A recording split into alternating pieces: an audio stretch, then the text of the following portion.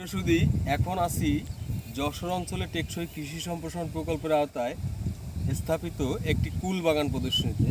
এই কুল বাগানটি এই বছরই স্থাপন করা হয়েছিল। এই বাগান লাগানোর বয়স মাত্র 3.5 মাস।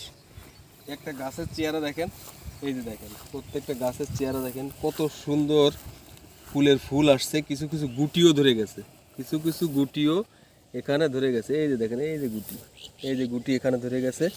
এইভাবে প্রত্যেকটা গাছে কি পরিমাণ ফুল, এখানে যদি যে পরিমাণ ফুল আছে তার অর্ধেক পরিমাণও যদি বড়ই টেকে, তাহলে প্রত্যেকটা গাছ এরকম বড়ইর ভারে এরকম নুয়ে মাটিতে পড়ে যাবে, এরকম অবস্থার সৃষ্টি হবে, এরকম নুয়ে মাটিতে পড়ে যাবে এই কুল বাগান।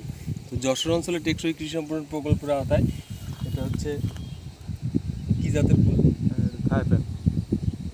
থাই apple Thai apple, Thai apple জাতের ফুল, নতুন জাতের। নতুন একটা জাত।